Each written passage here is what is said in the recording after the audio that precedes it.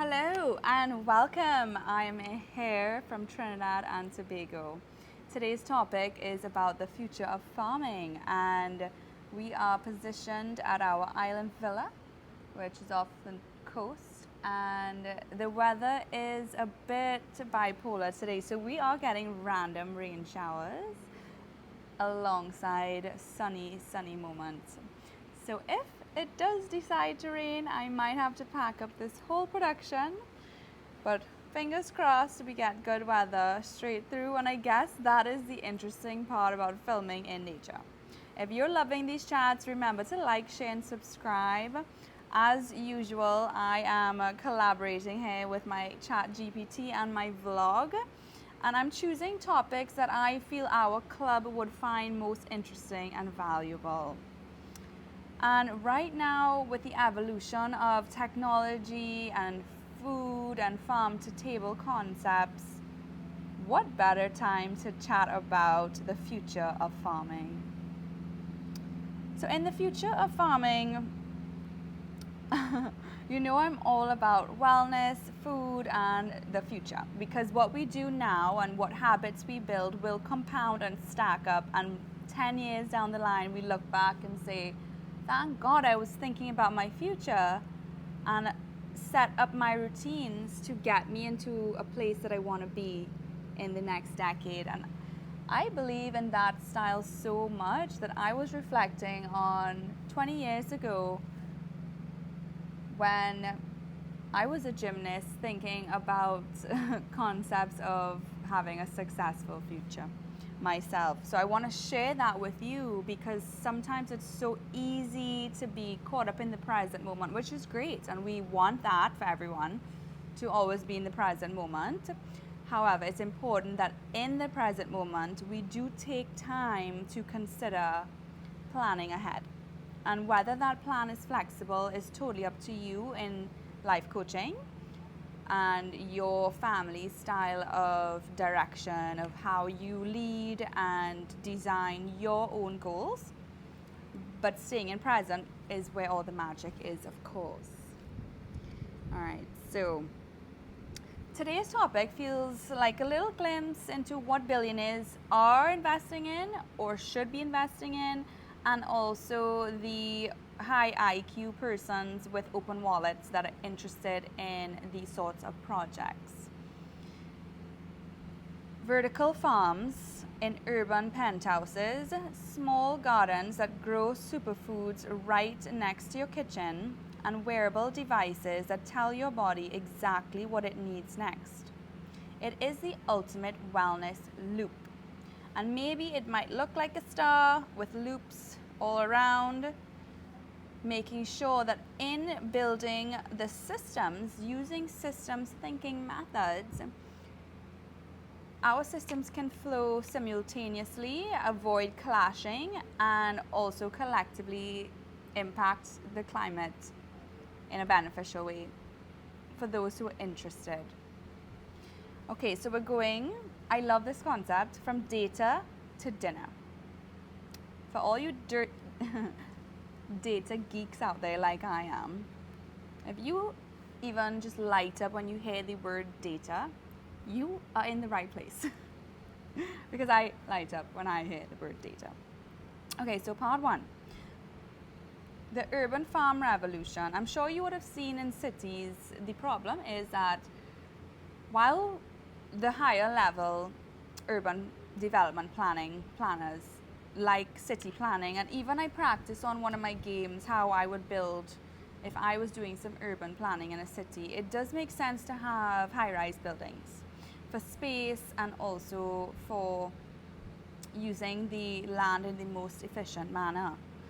But a concrete jungle can impact basic health, mindfulness, happiness, and life satisfaction overall. And we have noticed that being in nature, seeing greenery, really does impact a person's focus, mental clarity, productivity, and so much more on the human performance scale. And we can now produce organic, pesticide fruit, especially blueberries, in vertical farming plants. And now in cities, I'm loving some of the designs I'm seeing where they are putting so much greenery on the exteriors of buildings and making sure to find ways to keep these plants alive while adding components of landscaping. But I guess it's like skyscraping, but it's plants, so it's like eco skyscraping landscaping. I'm sure there's a word for it. It's smart and sustainable, so it's aligned with what we want to live life like now. So we're seeing there are different generations. We got the boomers, Gen X, Gen Y, Gen Z, the millennials, etc., etc. And each developmental stage might have a different idea of what they deem a good way to live or what they're looking for in their real estate goals, to work hard or raise families and feel comfortable in their living environment and community, because community is so important. And what we can acknowledge though is that clean, efficient and deeply connected experiences is what we're all craving as humans. And connecting to what we eat and having that connection and depth to tasting our meals with each bite and flavor and wondering where is it sourced from, who are the farmers. Some people care, some people just want to order up some caviar and drink some champagne. And I mean, you may notice the contrast of the types of personalities in the world. There's no right or wrong. But for the super geeks who really care about sustainability and the future of farming, you will love all of this content. And I guess before I go into what the biohackers breakfast looks like and where the magic happens, I'll give you a little story of why I'm passionate about doing this. And because we had this villa for years growing up, since I might have been like 8 or 9 when we got it, I saw a lot of lifestyles and life and yacht life and parties and yacht parties and champagne, and I saw a lot of people littering in the oceans, and it really like upset me. I was so emotional. Like if I saw someone smoking a cig, I'm not going to be like too opposed of that, but then they would throw the cigarette butts in the ocean, and then I would see like plastic bottles and styrofoam and plastic cups, and I felt distraught to see that. Oh my god, I'm seeing a bunny rabbit coming down the stairs now. I hope it's going to come in the video. That'll be fun. Hi bunny. Hello. Oh, that's so funny. Anyway, and I was like, nah, people need to be more informed on these topics. And maybe you live in a first world country, but this was considered a very third world, underdeveloped place. Now Trinidad and Tobago is seen as like the Miami or the city of the Caribbean, and it's a hub for business, and people fly through here from Jamaica and other islands like Barbados, and there are meetings here because we are very manufacturer industrial. And that is Trinidad and Tobago, and we have come up a lot where people consider like Trinidad a mini America in a lot of ways, and something like Barbados a mini England because of the influence from external countries and in what franchises we have, how our shops are, our malls are, the experiences that we live, our TVs, what shows we watch in our homes, etc., etc.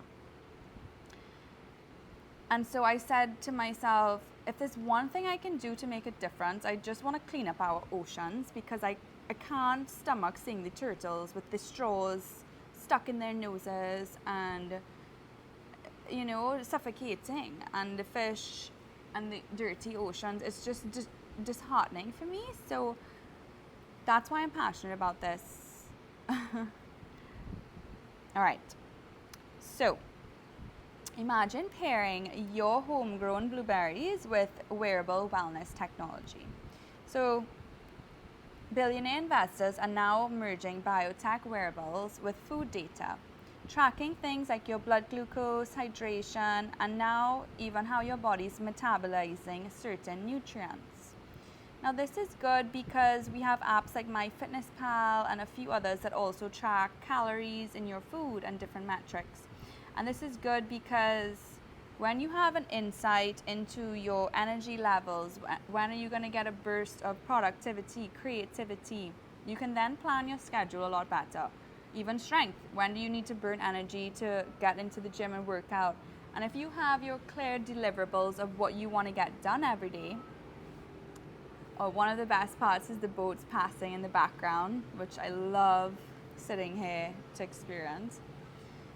Yeah, so it's more like you want that data to make informed decisions, because many people I've crossed paths with are so busy working or taking care of kids that when it comes time to make a decision, there's so much decision fatigue that it would make a lot more sense if it was just like a data chart, and the data could be like, okay, just do this to feel like that. Okay, do that to feel like this. And it makes everybody's life way more efficient.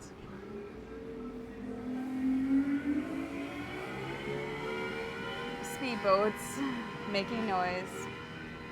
All the engines. I don't know if you can hear it, but it gets really busy later on in the afternoon, really. Alright, so it means our devices can literally say to us, hey, your body is craving antioxidants, and your hydroponic garden is right there, ready to deliver. So it's personalized nutrition straight from your penthouse pantry, and that is so exciting, isn't it? Hydroponic smart gardens meet BioTech. I love the idea that wellness tech isn't just something you wear, it's something you live with. Those smart gardens are essentially your home's wellness companion. Some companies are even designing systems where your hydroponic garden syncs with your wearable. If your glucose levels dip or your vitamin C intake is low, the app can suggest a perfect recipe or smoothie blend in case you have decision fatigue and you need a quick solution, and even increase your garden's light cycle for a richer harvest. It's like your home and your body are in conversation, and the result is total harmony.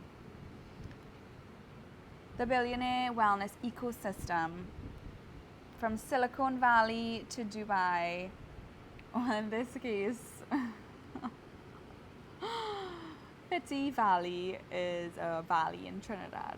But I guess it's interesting because Silicon Valley is so cool with all of its inventions and tech, and you do wonder a little bit if living environments have a similar mental wavelength of processing the world and intelligence and inventions, no matter what geographic location. Anyway, so they're building what they call closed loop wellness ecosystems, and a spaces where everything is optimized: light, air, water, food, and data. It's more than a trend, it's a lifestyle shift, where your environment literally helps you perform, heal, and grow. And that is so exciting. And the best part, it's not just for billionaires anymore. These technologies are slowly becoming accessible to wellness lovers, creatives, and conscious homeowners. Now, we want to look a little more into how the sky is the new soil. So traditional farming, it used to mean acres of land and unpredictable weather.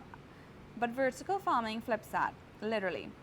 Instead of spreading wide, we grow up, stacking crops in smart controlled environments that use LED lights, sensors, and water systems instead of soil.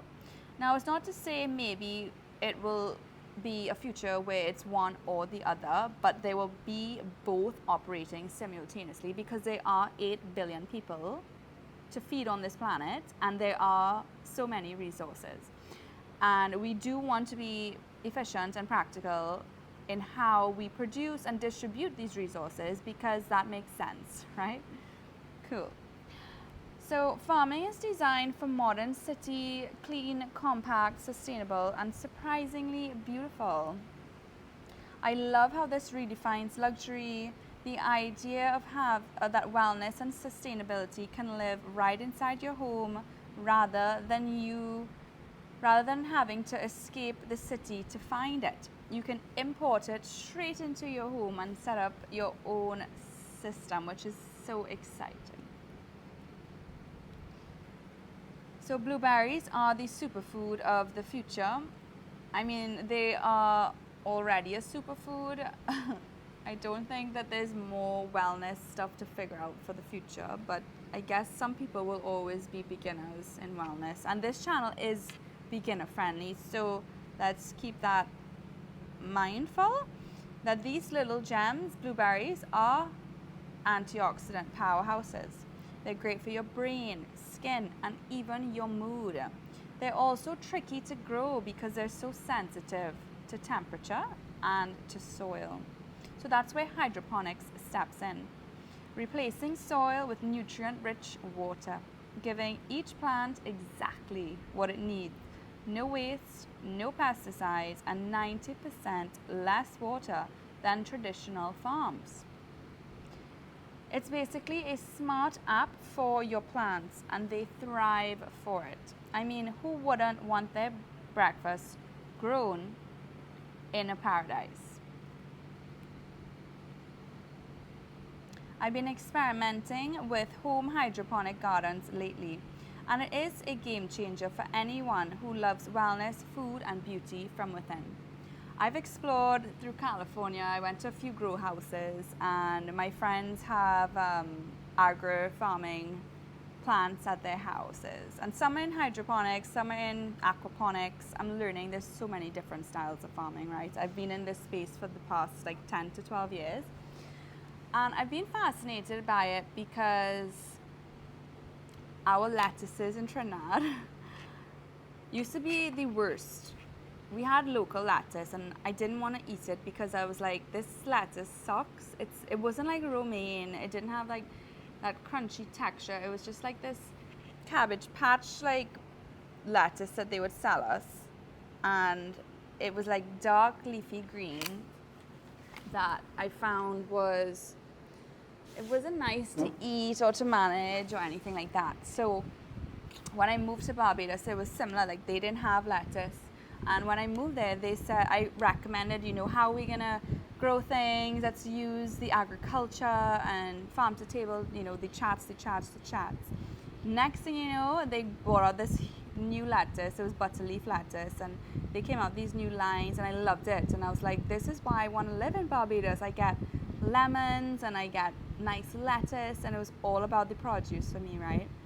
So then I moved back to Trinidad, and thank God whoever figured that out, and they got the new lettuce also. So now here has the butterleaf lettuce, and they do like the microgreens and the arugulas. And to me, raw greens are just so good that I'm so pleased with the evolution of our impact that we've already made. And it's so profound that I look forward to the next decade of how much more impactful we're going to be. Because lettuce and salad is one of those meals we'll always love. Like our family has loved salad since the get-go. We always will, and now it's like even better quality lettuce due to these farming methods that are upgraded. So I'm like all for this, total fan, and like very happy to say I agree as an investment business model, definitely invest in those areas. So you literally just, I'm not sure how they work at home because I would feel like it's more of a business. So I don't know if people are going to have like an indoor version in their house. But I'm seeing here that they are recommending that people have it at their own house. It might be a bit much work to me, honestly. Some people, oh, a rainbow. We always get so blessed by nature of rainbow popping out here. So some people prefer to just buy something ready-made for convenience, and some people like working extra to maintain a garden. Personally, I'm not a gardener. I'm never going to be interested in plants and planting and that sort of thing, but I respect people who do. my personality more so is I can see, okay, this is gonna work, this is not gonna work, do more of that, do less of this, and I'm a natural leader like that, where I can delegate very well. But me, the idea of like maintaining a home garden and doing extra work like that does not sound appealing to me in any shape or form. But I know that for people who love it, that's great for them. All right, so it's the perfect mix of luxury, mindfulness, and sustainability. Eating what you grow and knowing where it came from. And doing it all without leaving your home. So I prefer to leave my home when I need to do stuff. If you have herbs that grow naturally at your home, or you hire someone, I'm the kind of person I would hire someone to do my gardening for me, because I would rather just pick it when it's ready, cook it, and make it. Like, I don't like to waste my time on tasks that I can have someone help me with, because I have other things to do that I find more valuable to do with my time. It does taste better. I mean, does it taste better when you've grown it yourself? I feel like that's debatable, because I've had people grow lettuces for me that I find just taste better, because all I have to do is just cut it and eat it, and like the less work to me tastes better. But in a business it's different, because you're more satisfied with like your results when you do work yourself. But I don't feel like you have to do work for like your food yourself. Maybe that's a gatherer in me. Maybe I feel like it's more of a man's job. Not to stereotype rules or anything, but like, yeah, I'm a gatherer, and I just feel like that's more of like a hunter thing. Like, I'd rather just like pick a plant and like make a salad. I'm not gonna like grow it and like, yeah, no. So architects and designers are now weaving these hydroponic systems into penthouses. So that's good for interior decorators and offices and hotels, which is great. So we're transforming glass towers into living, breathing spaces that feed and heal us.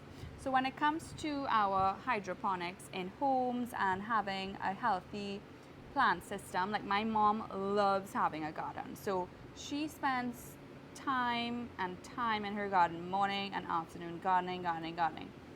And people come to the house and express compliments for how stunning her garden is, and they want to buy her plants, and she's in demand. She is in demand for her gardening.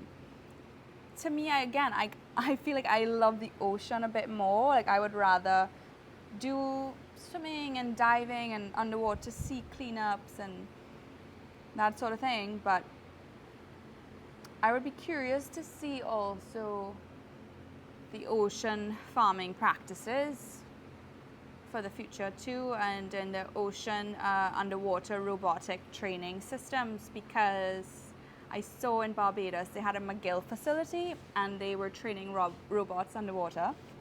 I mean, that's exciting to me more so than like gardening, you know what I mean? Each to their own. You know, there's so many things to do on this planet. I just don't feel like everyone has to do the same thing or be interested in the same stuff.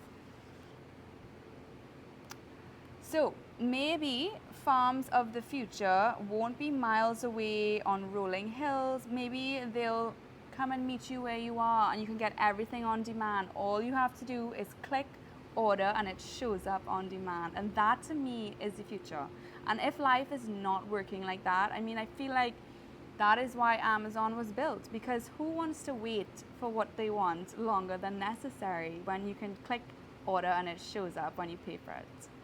And that is the future of wellness too, for convenience, and how I've been training the My Green Balance community, because going out for a meal is no longer just a treat, but more so, because if you did see it as a treat, every time you go out for a meal, there's a bigger chance you're going to splurge every time, and then you'll get fat and you'll get overweight, because you're having 3-course meal every time you go out to eat. And if you care about your body and staying slim, which if you're in this space and you're like me, you do care, it means that you don't splurge every time you go out to eat. You are a sometimes splurger, but when you go out to eat, you're still doing your normal basic routine with discipline, adherence to your goals, and your your physique so that you don't get fat. And that comes with time, to have that self-restraint to be able to manage what's on your plate in terms of portions and calories. Because in this day and age, you can snap your fingers and get anything on demand, right? So it all depends on having the discipline to make the right choices. So first of all, know what you want on demand and make sure that what you get on demand is really and truly what will keep you fulfilled and satisfied for longer than, just a quick fix junk food meal. And that, my friends, is the difference between having the wisdom to know the difference between junk food and low grade and low quality experiences that are of convenience, and having the research-backed knowledge and with trusted professionals and experts who give you the right guidance to make the best choices for you that will give you the best value and bang for your buck. So here we are, one blueberry at a time. I hope that this video is inspiring you, and if it is, leave a thumbs up, like, share and subscribe. Tell me in the comments, what superfood would you grow at home if you could? In Trinidad, we also are growing dragon fruit, those pink fruits. They're so pricey. They taste like kiwis, I find, but they are like very hydrating and moreish and nourishing, which is great. We love the mangoes when they're in season, and the pineapples here are just gorgeous. Like, they're so juicy. I love all of the local pineapples here, and the thing is, each part of the world may have produce that they're so abundantly rich in, and other parts of the world may not. And so therefore the systems of trade and ordering are vitally an important topic for everyone who is at a high level, who can facilitate the brainwaves of this conversation, to come together to say, okay, well, we have this to sell, we buy this, sell this, and it's just a simple solution from my perspective. And if the boats are working at the ports and, you ship it off and the ships move and, everything is flowing and growing and shipping and growing and shipping and packaging and profiting and profiting and profiting. I mean, who's to complain about that? Not me. Cool. So now I feel like we're all on the same page, and I hope that we can be more aligned with all of these topics, tools, technologies, and mindsets, because the more we align with our human biology and the planet, the more that we can thrive. So the main goal is not being in survival mode, which was what war brought to most humans, but to understand that the next level from survival mode, whether that's mindset, practices, hobbies, habits, is the thriving mode, where there's a whole different operational way of being and conceptualizing the life experience. And if you love this glimpse of a future in wellness that is already evolving, since this conversation has started like a decade ago and it's still going, which is cool. Like, share and subscribe. Tell me in the comments, would you wear a device, like a wearable device that talks to your garden and helps your garden to thrive? So a few little questions there for you to think about. I'm Annie Clues, wellness coach, author, and designer, nutritionist, personal trainer, lots more. But most of all, your trusted coach and online companion. Till next time.